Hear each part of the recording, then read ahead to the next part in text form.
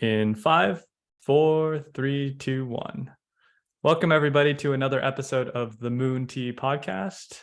This is a podcast where we talk about craft, community, and building meaningful careers. Today, we are graciously joined by Collyn Chan. And yeah! So just a quick intro before we get started. Collyn Chan is an urban planner, researcher, photographer, struggling millennial working on implementing material and meaningful changes for the communities she lives in. Currently, Collyn is a senior product manager at the New York City Economic Development Corporation, developing waterfront and industrial sites for the burgeoning offshore wind industry. Collyn has worn many hats as an urban planner, from renewable energy to climate relocation to last mile transportation planning. The common thread is her theory of change, catalyzing climate infrastructure projects to invest in more connected and just communities. Collyn's pretty rad. She's got a Bachelor in Science in Global Resource Systems from the University of British Columbia and a Master's in City Planning, from MIT. Welcome, Collyn. Welcome. Hey, thanks for having me on. How's it going? Good. Thank you so much for joining. A quick little insight is we met Collyn through Jackie, JT Jack Attack, who's been on a time on the Moon Tea podcast and is literally one of the best people to recommend people that are awesome onto the podcast. So shout out to Jackie and Collyn. She's also the head of charcuterie and the head of client relations at the Moon Tea podcast. So that's a really good role. This is a very good role for her. I love Jackie. She might be on the other side of this wall right now. Yo, JT! Collyn, are you Canadian? I am Canadian.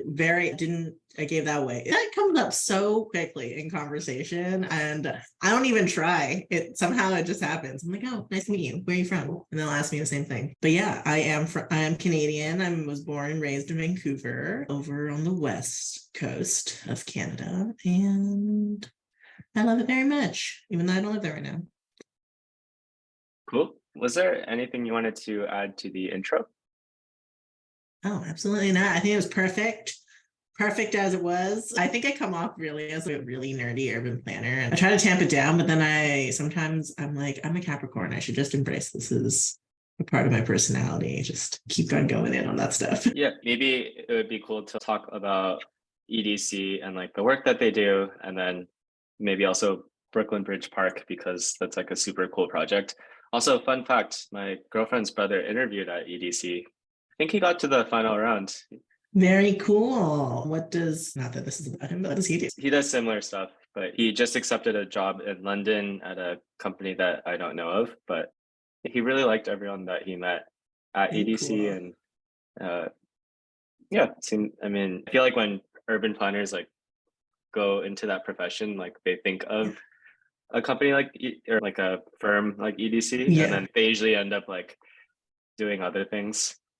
Yeah, absolutely. I think urban planning is just like a little bit nebulous. It's like it can be many things. That's probably also it. Like you can work for the public sector and you can work private sector or in tech or in literally so many other professions and types of work. So it's really nice to be in community with planners when I get a chance, because usually we're all doing different things. But I can definitely talk more about EDC. EDC stands for the New York City Economic Development Corporation. It is a quasi-governmental agency, and what that means is that New York City is very bureaucratic. So there are a lot of different processes to have a kind of a public serving entity. You might have read the great book, The Power Broker, all about Robert Moses, but one part of his legacy is leaving really a mountain of bureaucracy for the city of New York to function.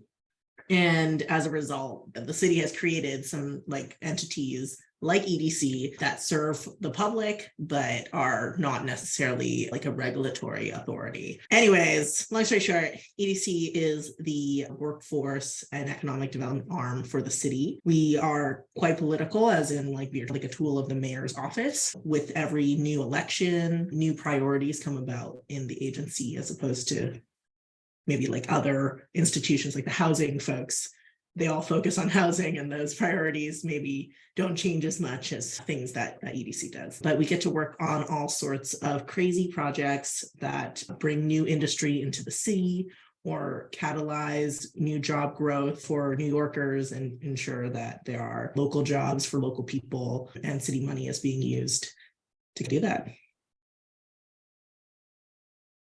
Wow, so cool. John, what's the most top of mind thing you'd like to ask, since I know this is like something you're super interested in learning about? We had Russell Wong on the other episode for urban planning from Canada, and like what do you want to talk about here? Well, hey Hugh, this is our podcast, so the both of us want, and wherever Collyn wants as well. But yeah, I can start. Collyn, when you like first went, like you got your master's degree and you're like pursuing this path, is this like pretty aligned with what you were expecting? And yeah, if you could reflect on that journey, that would be great. Yeah, that's a great question. I think it's different for everybody. But for me, when I went to grad school, I think part of my reason for going, so I worked at a urban planning consulting firm in Vancouver before I went to grad school, and we mainly focused on community engagement. Vancouver's a very small city. Basically, if you're in urban planning, you know everybody else in urban planning. And I felt a little bit frustrated at that organization, and a lot because of one very important project working on the city's transportation fare study. And basically, Vancouver is a very diverse city, many folks who are immigrants, many folks who speak another language or predominantly speak another language, that kind of thing. And these are like, feels like very small things. No one was willing to translate any of the materials during this pretty important process that like was going to change how the transportation system. And so I got really frustrated because I felt like people like me and people who like maybe have family or have personal experiences with people of color were not really in those decision-making positions. And I felt like I wanted to be in those positions with the right tools in order to ensure that even like smaller things like this were fundamental to our planning processes. So a big part of wanting to go to grad school was to be well equipped to sit at the table and do things like this, because urban planning as a field is one that has to reckon with the history of discrimination and really poor planning practices that really did not benefit huge communities of color, especially. That's why I went to grad school. And I mainly wanted to go to grad school for both transportation planning and climate planning. And so when I went to grad school, new city, new country, really a new type of school, like it was a private school, things that I was not used to at all. So really got wrapped up in the whirlwind of grad school, especially an institution that was like really research oriented. And so I only don't regret any of my time there, just for the record. It was a life-changing experience for sure. But I think when you go to an institution like that, MIT, like you get wrapped up in things that you didn't originally care about before, especially like when a lot of people are focused on research or focused on tech or focused on developing a product or going into business, and there's so much money floating around for all of those things, you pulled in different directions.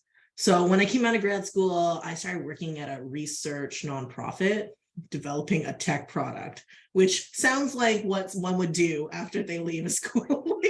Yeah. And yeah, I worked at this place called First Street Foundation, and it was about climate change. It was a lot of mapping and research for a flood model and essentially assessing flood infrastructure across the US and assessing how it impacted the real estate market. So all things I was very interested in coming out of school, but maybe I wasn't really planning related. And I think I was really missing that whole like planning component. So somehow, and then we hit the pandemic. That was like, I don't know, like a year in. Hit the pandemic. I ended that role. It was a contract. I had visa things happening. So I just did freelance consulting after going back to some of the work that I was doing before. I got to work with a really cool organization called Elemental Accelerator. And there I was focused on developing like a mapping tool for their business training. So they got their role as like they're a venture capital firm for climate tech. And they wanted to train their like CEOs and C-suite folks to be basically literate in climate justice. And so I was helping them develop like a platform for that, and mainly a tool for understanding the communities that they were a part of.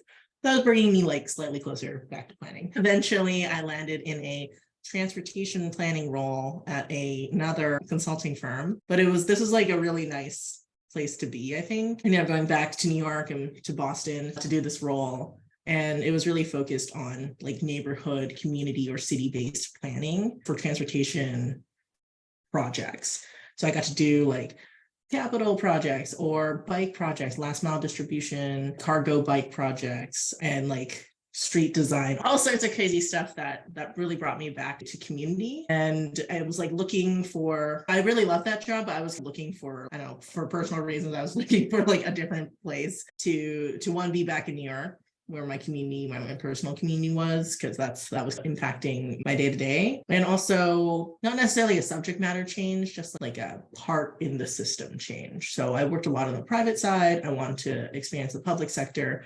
And so I finally ended up back at EDC in their Offshore Wind Initiative. And it really combined very, like in retrospect, very beautifully, all these things that I was really interested in when I wanted to go to grad school. The Offshore Wind Initiative is one that is trying to basically create a new industry in New York City focused on renewable energy. The wind farms for out in the ocean will create enough energy to produce basically 100% renewable energy for New York State by 2035, 2040. It is a huge opportunity to create working class jobs for local residents, jobs that will benefit usually the communities. Like usually when you have like a new industry, like when you build industry in cities, they're built in neighborhoods where there's like lower real estate costs, all those different things, and tend to not benefit the people who live there.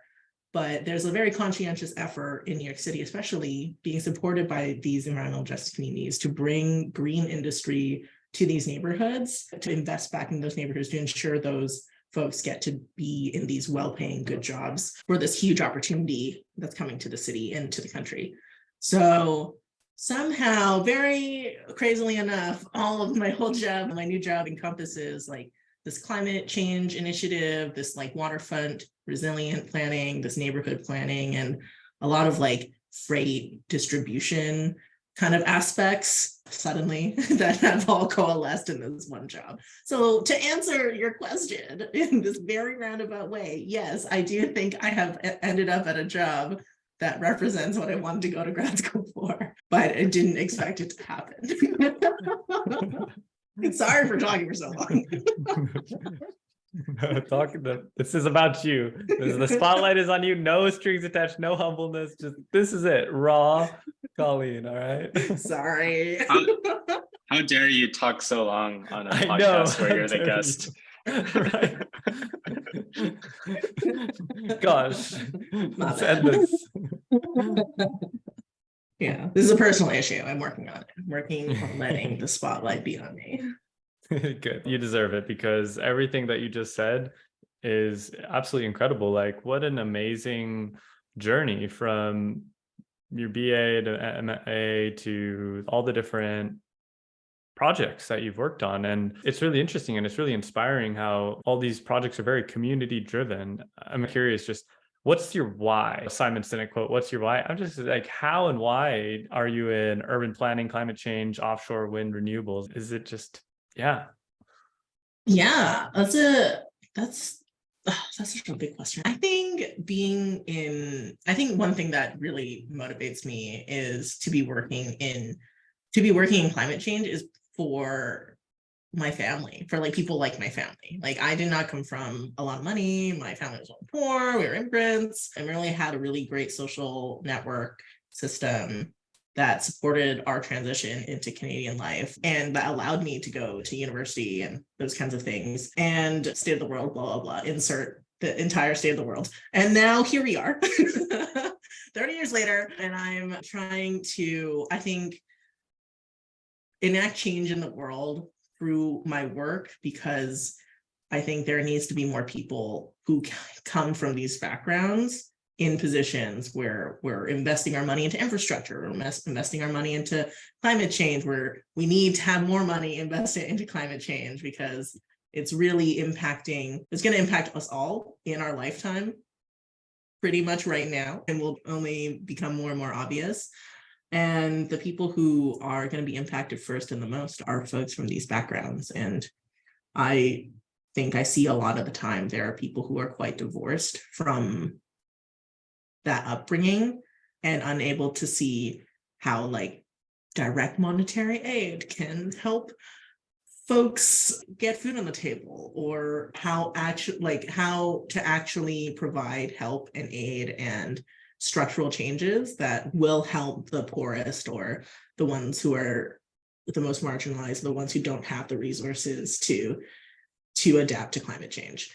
And that's a really like big answer to this question. But I think the ultimate why is, I think that being in that position allows you to influence the decisions made.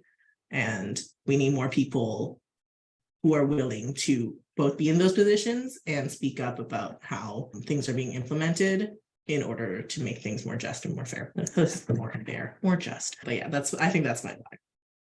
Amazing. Thanks. Really. There's more than just me. I just want many people. I'm glad there's so many more people working on this. Oops, sorry, we already locked in the title as Collyn Chan, Savior of Climate Change. No, I would say I think the offshore wind industry has been really nice, because there's a lot. Renewable energy isn't new, but offshore wind is, in the US at least. And so there's a lot of emphasis on the federal level and the state level to emphasize like investment into environmental justice communities. And so there's a lot of people who are being hired into these positions where they come from the community, or they're like planners who focus on this type of work, or there's like a huge like community outreach, community engagement portion of the industry. And that's any other type of industry that has come about. And so everyone you meet in the offshore wind industry actually talks a lot about how environmental justice communities are being placed at the forefront of this industry development. So I think that's really cool. I think another thing that's really cool about offshore wind is that it's, in my opinion, like reparations, because a lot of these wind companies who are developing these really large projects, they're usually former oil and gas companies who have now rebranded to be energy companies. And so that's like BP, is like Shell, it's like basically any oil company. They are the companies developing these offshore wind farms, and requiring them to have to give direct investments into these communities is a little bit like reparations to me. And it's nice to have that be at the forefront. That is an interesting point that you brought up, because I have noticed that whereas maybe in the early 2000s, people would be like, we need to not rely on oil, and we need to produce more oil. Like, that language has slowly shifted to, we need energy, when they like really mean the same thing. And it's like interesting to see how that branding has changed. And yeah, and hopefully energy companies are like really serious about like more sustainable forms of energy production and like everything else involved. Yeah. Follow-up question. If you're like thinking about climate change on a daily basis, like for the job, number one, that seems like a really downer thing to have or to be immersed in. But yeah, I guess my question is like, what keeps you up at night? And like, what scares you the most about the dozens of ways that climate change can ruin us? Oh man, what keeps me up at night? Oh boy, I think it's weird because like a lot of people ask me how I stay optimistic when I work in climate change all the time. And I think it's because I know a lot of people are working on climate change and we are making right moves. Somehow we figured out how to like make the right moves to move forward, even if it feels on the whole a little bit bleak. Give you an example. The Inflation Reduction Act that was passed a couple months ago, largest climate bill in US history by a really long shot. I think it was like $300 billion in tax credits or something for very specific energy investments. So like credits for wind, solar, and hydro, I believe. Tax credits for transportation electrification, tax credits for so many like different types of investments that are really going to drastically reduce carbon emissions. And I think the thing that was missing from all of that, and maybe the thing that keeps me up at night, is the fact that a lot of the things that we wanted that were left out of that bill was about social infrastructure. So how can we directly build programs that help like the most vulnerable people access money, access shelter, access relocation assistance, access like housing, sustainable housing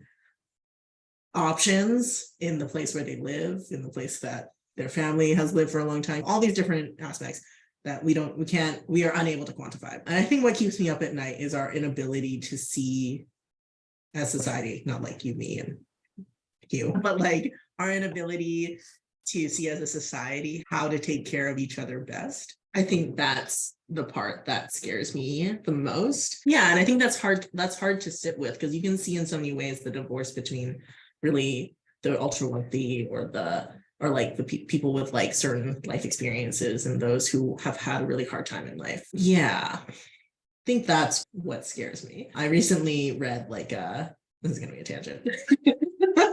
I recently read this article from Raj Chetty. He's like a researcher, but it said that the biggest indicator of social mobility was social connection at a young age. So people of different classes being really close to each other when they're growing up. And you can point, like, this is a better indicator than anything else that has ever come before, better than race, better than educational quality, better than anything. And you just look at our society and you're like, we have private schools, we have segregated schools, we have all these different types of schooling that kind of reduce that interaction at such a young age. And I think those are the things that like I look at and I'm like, so that's so hard to change. And then they're like reflected later on when like now the biggest issue that I see that I never touch as a person like working is like housing, because it scares me. I'm like, I don't know how to fix that. How do you provide like sustainable and affordable housing? I don't know if we can fix that. But yeah, I could go on forever. So stop. I think that was an amazing, what keeps you up at night? What is it that wakes you up in the morning that you look forward to?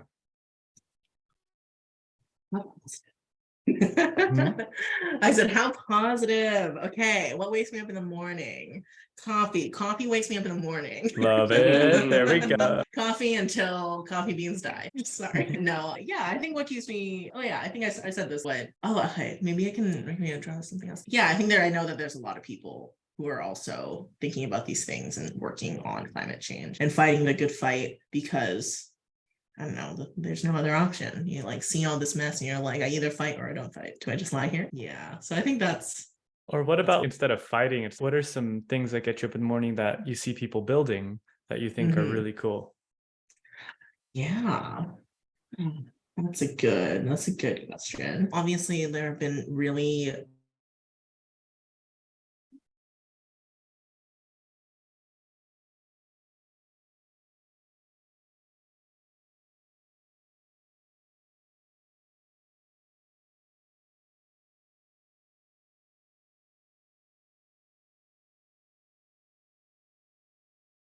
Am I back? You're back. You're good. Just keep going. So one more time. We'll edit it. Yeah, no, I think that there have been lots of, I think, different policies that have been passed, obviously, that have enabled, basically, okay, how do I put this in a way where I feel like it's tangible? Okay, I think one thing that I really learned on the job is like the relationship between like policy and then like public sector and then like individuals, really. And people who talk about policy, like these big lofty goals, like net zero, like this many buses, this many whatever, like you're setting large policy decisions, like that creates a pathway for someone to take. And oftentimes that someone has to be like a city or like a public entity that goes after that goal. So like, for example, the state of New York has set a goal, renewable and 100% renewable energy by 2040. The federal government has set a goal, 30 gigawatts of offshore wind power by 2030. So those two pathways are great, but someone has to walk the walk, right? And so I think I can see more clearly now how those different entities are related, or those different like work products basically are related. And it feels, I think, attainable for a lot of different entities right now to be walking down these pathways to achieve those goals, essentially. So I see a lot of people going, there's renewable energy goals, we're all going after renewable energy power. And that's not just the city, but like we're one player, and private entities are also saying we need to build renewable energy. Or the city sets a goal for 100% fleet electrification for all of our buses. And there are private companies who are designing like electric vehicles that can go faster or go for a longer period of time. And just like it activates everybody to create and address like the technological challenges that we need to really bring these solutions to life. And I see that more and more now than I have before. I think before it's been less clear which ones are our priorities. And now I think because everyone is freaking out about our climate crisis, it's like all bets are off, all solutions are good, everybody has to be working on it, and we're creating the right pathways to get there. So yeah, that's a good reason to wake up. That's such a good reason to wake up. Wow. I think you've taught me like 15 things already today that I didn't know. And I work in the fintech world, and there's a lot of things called like corporate OKRs, objectives and key results type methodologies. And I really haven't thought about it. I'm just young and growing older and learning more by the day, but it's interesting to hear about policy, which is just a big objective that then public interest or private interest or individuals aspire towards. And there's incentivized structures that are top down or middle out or bottom up designed. And then people create and innovate and try to create value and push those metrics forward or ascertain those metrics. I really had no idea in certain ways. And it's amazing how 100% renewable bus electricity transport type thing, like it's so cool. Yeah, it's super cool. I'm so happy that there are all these things like that are happening without, sometimes you're like, wake up and you're like, oh, there's nothing I can do about this horrible thing that happened in the news. But then I feel thankful that I get exposed to all these different industries where everyone really is trying to solve this problem, even if there's a lot of money. But yeah. Hey, add more money as long as it's going to the right initiatives, right? Yeah, I think I might agree to that. I just agree to that. But how do we know that they're actually altruistic and quality initiatives and not just being criminally taken? I don't know. Ask John. Ask John. John, tell me more. I don't have any answers, but I do have a question. So yeah, for you, Collyn, I am curious about if you think about best case scenario in 5 years, like what does like the scope of your work look like? What does your impact look like? And yeah, I'm just curious, what are you aiming for other than inching us away from drastic climate change?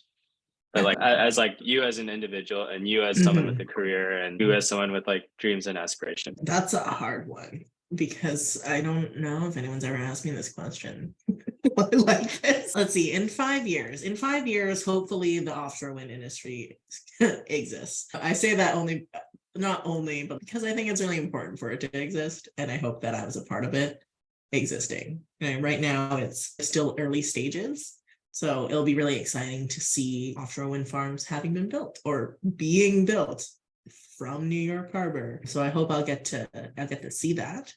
I think my role right now, I do a lot of kind of like connecting of different opportunities. So someone described like my portfolio as like being in everyone's business in order to make offshore wind happen. And that's, I feel like, is the role of a planner, to be a connector, to know your like technical stuff like permitting, and to know zoning, and to know the real estate and all the different players in a city. That's all very cool to me. And I hope to continue using those same skills that I really enjoy using for this type of planning. I think one thing I would love to delve deeper into that I don't dive so much into right now. So right now I do more like the real estate, the on land kind of waterfront stuff. So like, we need to build a port. How do we build the port? And who do we need to talk to get the money to build the port? And it's lining all the ducks in a row to make that a reality connected to this larger industry. And I think in the future, or in 5 years, I would like to be thinking more broadly about the different systems that are connected to the offshore wind industry or these sites. So what I mean by that is, I hope I get to work on the maritime freight infrastructure, which is one really exciting initiative that we're starting right now to basically take trucks off the road. So like a scope expansion. So we want to, so like New York City, I don't know if you've heard this, New York City orders a lot of stuff online and it's only grown in the last couple of years, but because New York City real estate is so expensive, a lot of the distribution points are actually outside of the city. So Amazons of the world will all ship their stuff to like New Jersey, and then they'll truck it into New York City because there isn't cheap real estate to like just have a warehouse to hold stuff. In order to mitigate that, because there's so many additional benefits, like you gotta, one of the opportunities is to put that all on ships and use the entire waterfront that New York City has. The thing that built New York City, the waterfront, to take trucks off the road. So want to delve more into that realm. And on the other end, so that's like the water side, and then like on the land side, to really be working on things that benefit our community. So hopefully we'll be building better streets or a better, because there's like a huge private player in all of these sites, to have those private players be investing in projects that benefit the actual community. So what I mean is like, maybe they'll build a park, maybe they'll build a training center, a school, something that like the community needs. And I hope I'll be working on implementing some of those projects as well. It is a subject, that's subject matter expansion. And I think in terms of skills expansion, I hope I get to mentor more folks and manage more folks, and maybe be wearing different hats in terms of, maybe I'll be teaching, maybe I'll be writing more, maybe I'll be like doing things outside of work but are still related to like topics that I'm interested in. So I don't know if that answered your question. That's my initial word vomit. Yeah, you good. I share the sentiment that you have about trucks taking up a lot of space and just like in general being unpleasant to be around, because they're like 1% of all the cars on the road, but they're like 20% of the emissions. They have to do all these like complex things with their brakes because of like how heavy a truck can be. I guess when you're holding like 80,000 pounds, then like you need like a different set of skills to drive it. And then your brake pads, they like die more often. And then you need to do all these special things for it to work. And then you have like trucks that will just keep rolling down the hill. And then you need to like build the separate section where the truck rolls. But yeah, TLDR, I think we can do with fewer trucks, especially for, I don't think they should be driving through New York City, because I've also heard as justification for keeping certain freeways in New York alive, just because trucks need them and they like can't drive in on any other roads. And like my question would be like, oh, why do we actually need these trucks? Can we like get rid of the roads and have more space for people and that whole kind of thing? But I was curious about your vision of like boats sending cargo to each other. What does that look like? Is it like the storage is on the port, or is it just the transportation? But yeah. Good question. Yeah, I think it honestly, like this, it's not like new, but like to the scale that we want it to happen, it's new. But basically the idea around a marine highway, which is what they're calling the project, is that instead of using a truck to get from like this is a very technical term, the second to last mile, which is like from the giant warehouse to the mini warehouse where you can truck back and forth from, you can use a boat to do that. So you can have a big distribution point somewhere New Jersey, for example. And instead of sending a truck from New Jersey to Manhattan, you can send a boat to New Jersey. Maybe they're taking a smaller load. So maybe it's a smaller boat, depending on the size of the pier. And then you can bring it to like Lower Manhattan, to one of the other piers. And then from that pier, you can use smaller trucks. So you've seen the little mini trucks, like they're like beer or like whatever from one place to the other. They can be like electric powered. You can have a quad cycle, which is like a bike, essentially like an e-bike. Cargo bikes. Yeah. And they act like those small mini trucks. You can have, it really depends on the size of these things. You can have roll on, roll off. So like you can have bigger things and they roll like the whole pallet off, and maybe there'll be like a little storage area and then it'll be stored there. And like people can go back and forth from the storage area to bring goods and services to the last mile. So that would be the last mile. From the pier to where it's going would be the last mile. And the reason why that might work in New York City is because New York City has 520 miles of waterfront. There are a lot of piers that are not used that could be reused or reactivated in order to bring goods and closer to where people are demanding it. And by taking trucks off the road, you reduce like the impact on the infrastructure of the roads. I don't know if you've ever gone biking in a street in Brooklyn and been like, wow, there's a lot of potholes on this road. And that's probably exacerbated by all the truck traffic that's happening. And yeah, it's just like it's like an additional option because it's a way of getting goods closer and being able to provide like an alternate last mile alternative to truck goods to like different neighborhoods. That being said, it doesn't like the actual mechanism hasn't fully designed yet. They could even keep the goods on the boat and they'll just be like floating there for a while, like a couple of days or the whole day. It could come up in many forms. You could have offshore islands of like storage, just storage islands, and then have a network of like boats that are grabbing stuff. Yeah. There's a lot of, since Manhattan is an island, there's plenty of room. Yeah, there is. There's a lot of places to bring the goods in. Yeah, and I suspect it's a little cheaper to use that room than to use like somewhere in like Fidei, for example.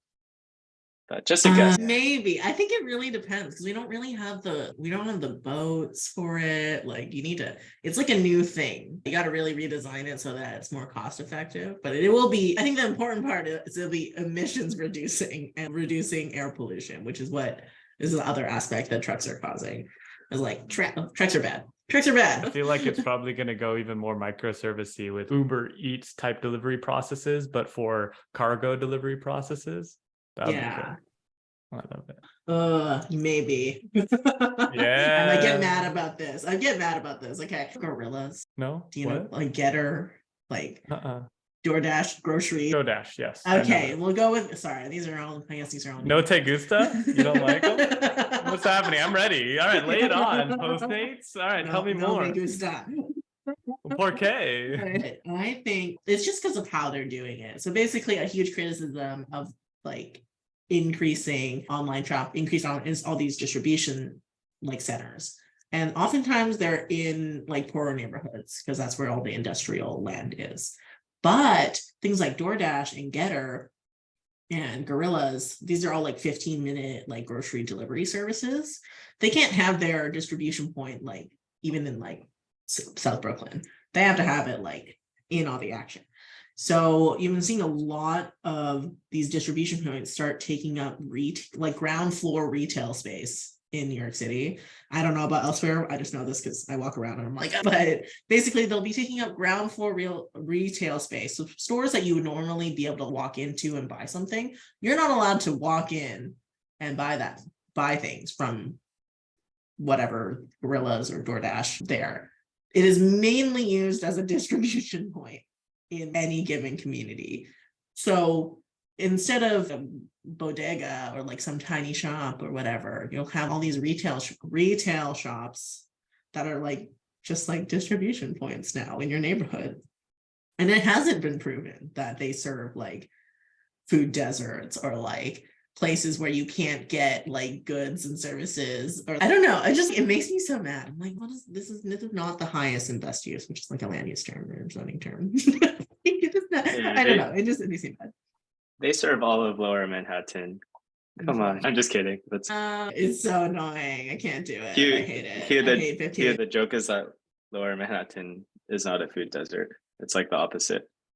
So Yeah. see, I see what you mean, and I haven't heard that perspective before. As a consumer, my opinion of Getter and other places has been, whoa, that was fast.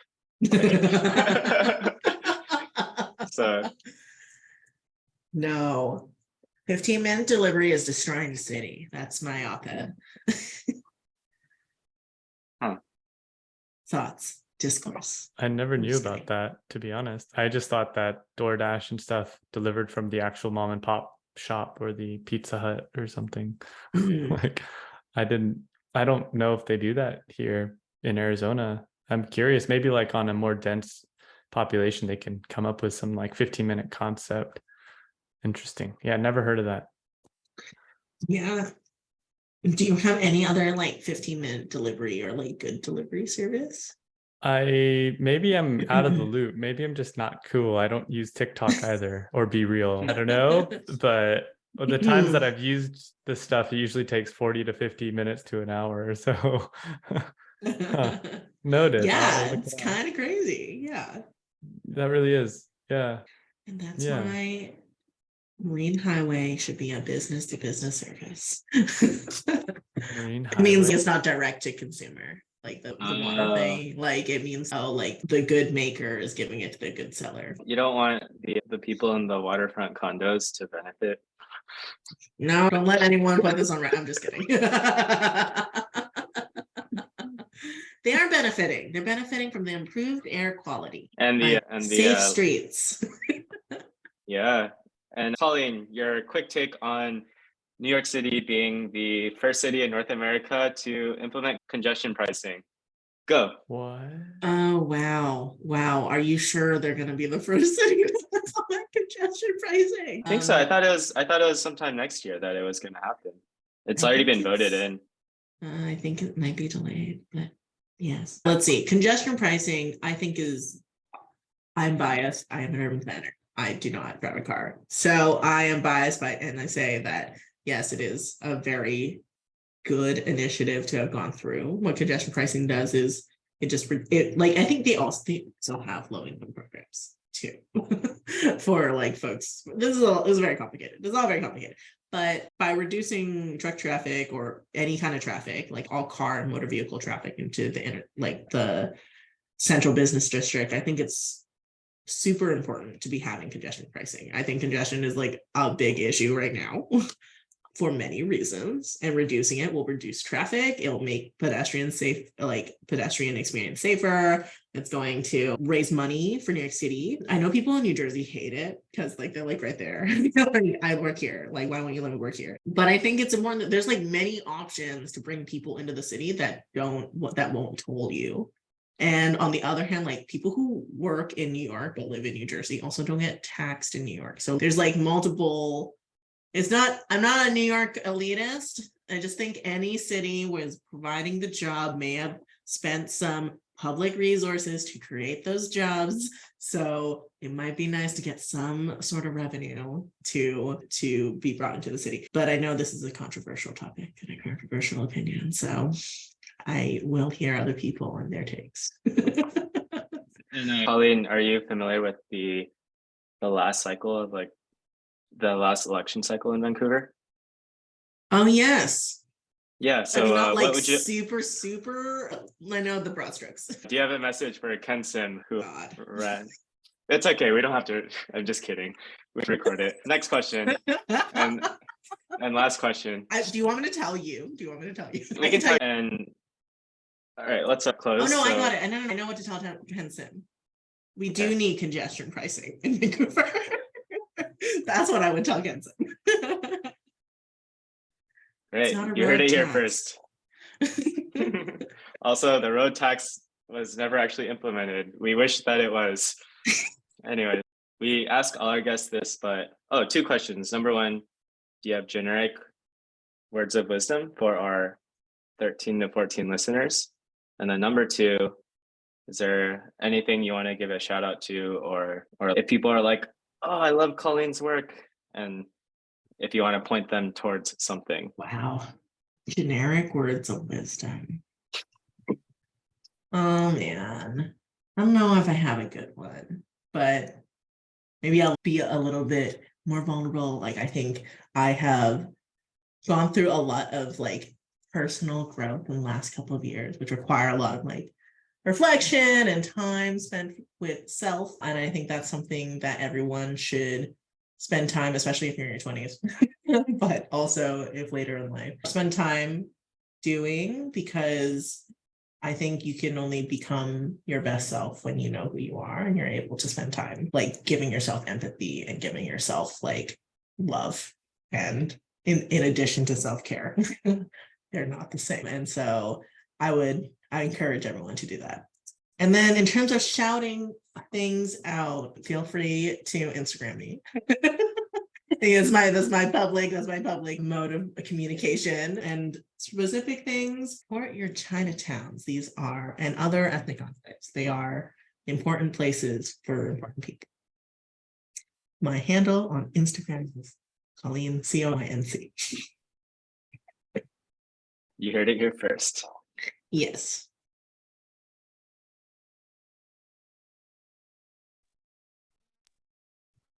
Am I closing?